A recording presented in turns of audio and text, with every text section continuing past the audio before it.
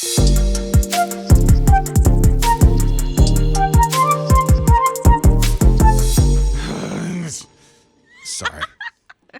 It's just stress. Need to work something out. And, it's Rob and Lizz in the morning, his radio. That was theater of the mind. Sorry. It was theater. I'm not stressed. You're not stressed? Okay. I'm not stressed. Well, if you were, thing is, stress can be good or bad. No. It is dependent on how we perceive it and what we do with it, how we manage it. Because I know that I work well under a deadline. This started in high school. If I had a book report or some, PowerPoint or something I had to put together, I would wait until. So it's a little bit of procrastination, but at the same time, my best creative juices flow when I'm under a deadline. Oh, so the stress is good. That's a good stress. Absolutely. Yeah. And if you get stressed out and you dwell on it, well, that's where it turns into bad stress, which then leads to what? Anxiety. Oh, yeah. Oh, it's terrible. The thing that helps me the best, if I'm not working out, the stress gets to me. Working out does do wonders. When I work out, it's amazing. Mm-hmm. So I start my day with it so that the rest of my day, even though there's a lot to do, that stress doesn't overwhelm me. Well, you get the good endorphins that, puts a little smile on your face. Yeah, I think it's Scott's cats that help him. Hey, they do have nice therapy. They do provide nice purrs and, yeah. For me, though... Not perks, but purrs. Purrs. For me, though, it's out in the yard. If I can work in my lawn or garden, that's where I de-stress. I take a long drive. If somebody is stressing me out, I'm going to go get in my car, and I'm going to go... She's got a convertible, too. That's pretty cool. If it's nice, I will put the top down. Oh, and yeah. Just nature, like I'm such a nature freak. Like if I'm out in nature, it just blows away. I'm trying to figure out how much more stress I can add to Scott's life so he would do my lawn. You're listening to Rob and Lizz in the morning. His radio. Dealing with that stress, and how do you overcome that stress? At 800-447-7234. I overheard Ninja talking about dealing with, I think it was serotonin or something like that. That's all I heard was serotonin. How do I deal with stress? Serotonin. So what do you do? I work out. When you work out, it helps bring up your serotonin, which helps your mood. Oh, okay. So that's why that helps me, I guess. I guess so. The endorphins and the serotonin, right? So it's all-encompassing. I thought serotonin was for sleep. Melatonin. Oh.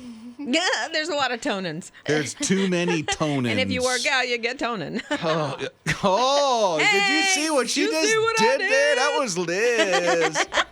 She did that. Okay, so Patty's here at 800-447-7234. What is it for you, Patty? Gardening.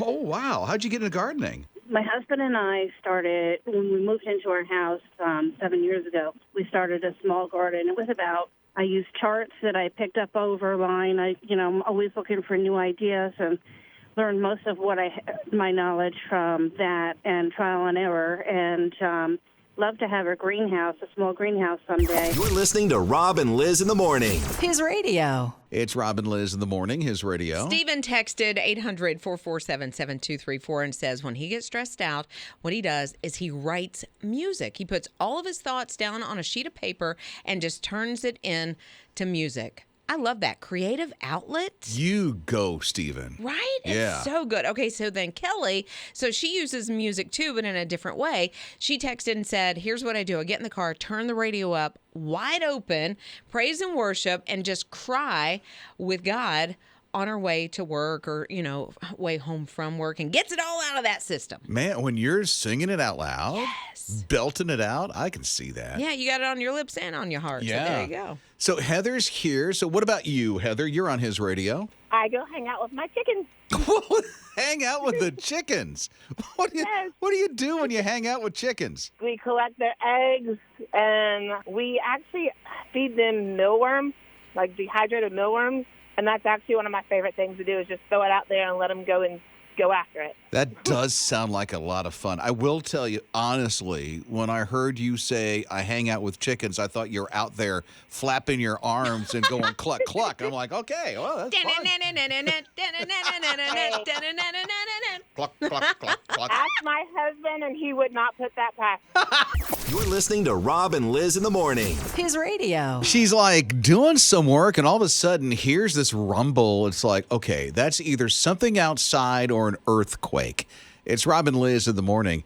No, she took pictures of this thing. It's a refrigerator that she had less than a year. It literally exploded in her house. Oh, I can't even imagine leftovers everywhere. Seriously. I mean, this thing was so bad that the doors flew off and the food put holes in the wall and damaged the other appliances across the way.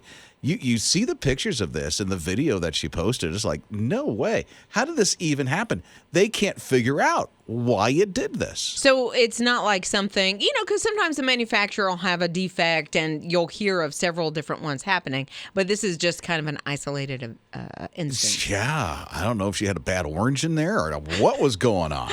The green hair is not going to make it explode. I'll tell you that. Thankfully, she was in another room. Nobody was near the fridge when this thing did what it did. Can you imagine if somebody had been at home, like, your teenager She opened it was for the home. 48th She was just in time? another Well, I room. mean, in front of it. Yeah. I can't imagine. Crazy. That's awful. Well, hopefully they'll find the cause of it, be able to track that down, and if it is a defect, because it has to be in the wiring or something. They can't figure it out They gotta right now, figure it unless they figured it out since the end of last week. Well, I'm sure they're investigating You to know see it, right? what in the world is happening. You're listening to Rob and Liz in the morning. His radio. So Ted Turner used to own this island off Beaufort. I didn't know he did. But they sold it, or at least South Carolina has it now. It no longer belongs to Ted, but the thing is just so pristine. This island. I've never been there. I'll have to check it out. There's this mansion on it that's about 3,300 square feet. I guess that's not big for a mansion. Not really for a mansion. I don't even know if it qualifies for the word mansion. On a private island, I guess that would be pretty good. Yeah. 5 bedrooms with bathrooms. 10 people can stay there. And South Carolina actually rents out the house itself and, for a little bit more money, the entire island. You can get the whole island? Yeah. I wonder what comes with the island. Like, do they have kayaks and stuff? Oh, I have the foggiest idea. that's interesting. I You get just a big know old, it's a nice house. Okay, so 10 people, you get your big old, ladies group together or your family vacation. Well, you better pull up some money because usually if you go into a house with some family, you can knock that down to $200 per family or something Yeah, like for that. the whole week or something, If you stay out at Edisto or the Outer Banks or something like that. So this is more. Whew, okay, it's St. Philip's Island, all right? Okay. Off of Beaufort. The rental price is, you have to rent it out for a whole week to get it. Okay, I can see that. Yeah, it's a nice rental price of $12,000 a night. A night? Which, since you can only get there with a boat, you get a $1,000 grocery credit. Oh, so they're going to go ahead and stock it for you. I guess. So I don't know what really, that you're means. spending $11,000? No. If you do $20,000 a night, the whole island is yours, and $2,000 grocery credit. 20,000? Yeah. 20,000 for Yeah, but it's a whole island. You get the whole island. I could never afford it, so I'll never be there.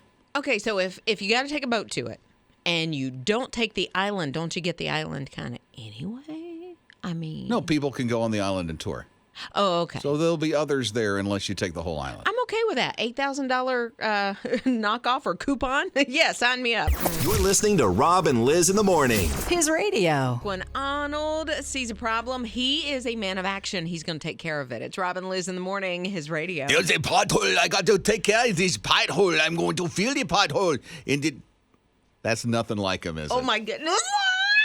I'm sorry. Awesome. I tried. No, that's awesome. Do it again. I know. That was because I great. thought that was bad. That was really bad. Me trying to sound like That Arnold. was funny. So they're That was calling awesome. him the Terminator now.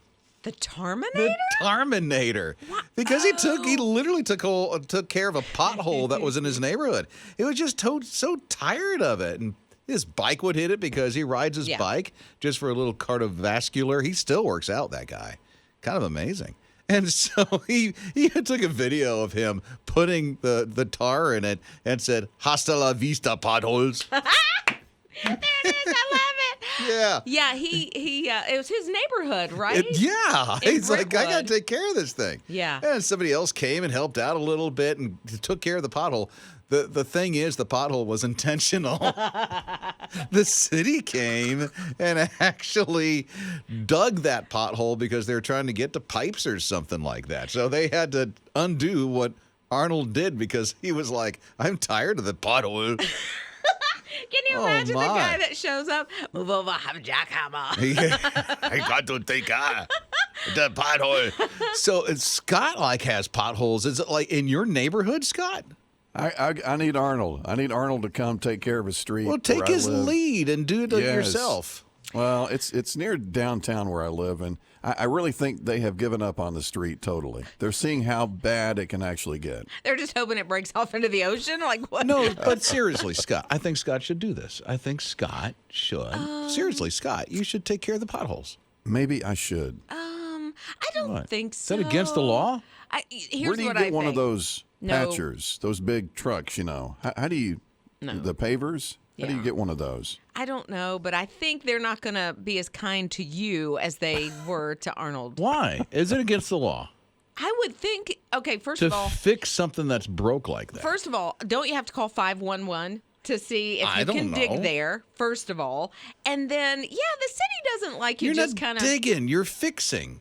You're not digging a pothole. You're filling it up. But you have to make sure there needs to be a call. I'm sure there's a permit that needs to happen. That you need a permit to do just about anything. You're listening to Rob and Liz in the morning. His radio. So Cameron and Carolyn were expecting a baby, and they were super excited. Their family, super excited because since 1885, they had not had a girl. And the whole family And the line? whole family line. Really? Yes, they had not had a girl. It was just boy after boy after boy. Now, let me tell you, that family name is going to continue like forevs, but they really wanted a little baby girl. This little girl, if she ever comes along, is going to be completely spoiled. I'll tell you that. So they had their gender reveal, gave everybody in the family a cookie, and I've never seen it done this way with the icing in the middle of the cookie was going to be pink or blue. They found out they're having a baby girl. These people lost their minds. I am sure. Like they announced, it's a girl. They bid in. They found the pink icings. 100 and how many years? Like 30 years. 130 years. Yeah. I mean, just crazy. So I know this kind of firsthand. My husband, his family had not had a girl in a long, long time. It was just boy after boy after boy. And so when the first baby girl came along, same thing. Everybody lost their minds. Man. But that's fun for them. I'm going to tell you, her name's Audrey. She was born a couple weeks ago into this family. She is going to be so spoiled. That child will have bows. She'll have to change bows 3 times a day. Probably. Lacy socks. I mean, the whole thing. She won't have a choice but to like a bow in her hair. Rob and Liz. His morning crew. Some scientists have discovered additional words in the Bible. In the Bible, they and this is at the Vatican now on where they have these additional words. Yeah, and it's from Matthew, and it's chapters 11 and 12. And I don't think it changes the story at all, what is written there, but it just gives a little more detail, a little more information. It's in a different language. And so the Greek translation, it's Matthew chapter 12, and they used ultraviolet light. And they saw, oh, wow, there's something else written here. So it almost like it was an addition, not really. But it's just a different type of translation. And so the verse reads that at the time of Jesus went through grain fields on the Sabbath, and his disciples became hungry and began to pick the heads of the grain and eat. And the translation, I can't even pronounce this language. It's Siag? I don't know. Anyway. I have no idea. I'm not even going to try. I don't even know if Scott knows how to say that.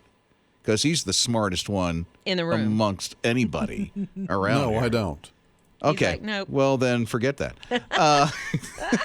And it also says like they picked up the heads of grain and then rubbed them in their hands. Yeah, that's the Yeah. that translations that I can't even say the name of the language is began to pick the heads of the grain, rub them in their hands, and eat them. Yeah. That's the difference between that, and that's the words that they found in the ultraviolet light. Right. And it's important information, I would think, because that was on the Sabbath and you're not supposed to harvest, right, on the Sabbath. And so that is what they did. And so it just adds more detail, which I love to that. And my hope is this: people will see this that probably never even read the Bible. And go, I'm kind of curious. Let me see what else is in this thing. Exactly. You know? Yeah. Anything that can spark that interest to get into God's Word more, we're all about it. You're listening to Rob and Lizz in the morning. His radio. Completely shocking to me that this one business could be going out. Yeah. Yeah. And I don't think it's the first time, but Tupperware. Yeah. Isn't that Tupperware. crazy to hear? It's Rob and Lizz in the morning, his radio. Tupperware has been around since the early 1900s, which I didn't know that. But I think it became most popular like in the 50s or whatever. But I remember like my grandmother doing Tupperware parties and things like that. I don't think that's a thing anymore. They sell Tupperware at Target. So when Target picked it up, and I feel like that was at some point last year, I thought, okay, Tupperware's kind of getting cool again if Tupperware's behind it. But they made an announcement, I guess, a couple of days ago that they could be going bankrupt. It's a could. It could. Not a definite, but a could. Yeah, and the thing is, they're still worth like almost $1 billion. So I'm not an accountant. I don't know. Doesn't make sense. But it doesn't make sense to me. If you got $1 billion almost, how in the world can you go bankrupt? I don't get it. I mean, Tupperware has been a thing for so many years that stuff that I get that's not Tupperware, I still call Tupperware. Well, yeah, if you have the Rubbermaid or whatever, you don't say, somebody get me some Rubbermaid so I can put these leftovers in there. You're listening to Rob and Lizz in the morning. His radio. So I had a friend come up to me at church, several, even one at our home group that I go to on Sunday nights. And they asked the question, hey, Friendraiser happened. How'd it go? And I looked at them and said, didn't quite make it, got to 84%, but we're thankful because so many people called and so many stories came in of lives that were touched and changed that I found myself really grateful at the end of the last week. Oh, absolutely. And the stories that came in, when someone would give their gift and then share how the station or how a song moved in their lives, it's incredible to hear, like things that your mind doesn't even come up with. We can't even imagine some of the things that people have gone through, whether it's losing a child or just something horrific that's happened to them. And yet a song stopped them in their tracks and reminded them that God is right there with them through it all. So we have to tighten up the belt a little bit, and that's okay. We've been familiar with that in some financial crisis that happened throughout the country. I mean, this was like years ago that we are walking through something very similar with this. But here's where we are, 84% of the way through with Friendraiser. So we did wrap it up on Friday, but I'm thinking it's $190,000 short of where we should be. And if you're thinking, I can help and I can do something, I encourage you, go ahead and text the word GIVE right now, the word GIVE, to 800-447-7234. You can go online to give a gift as well, hisradio.com or the My His Radio app. But thank you for praying because people did make a difference last week to help connect hearts and lives to Jesus. And for that, we are always thankful and grateful.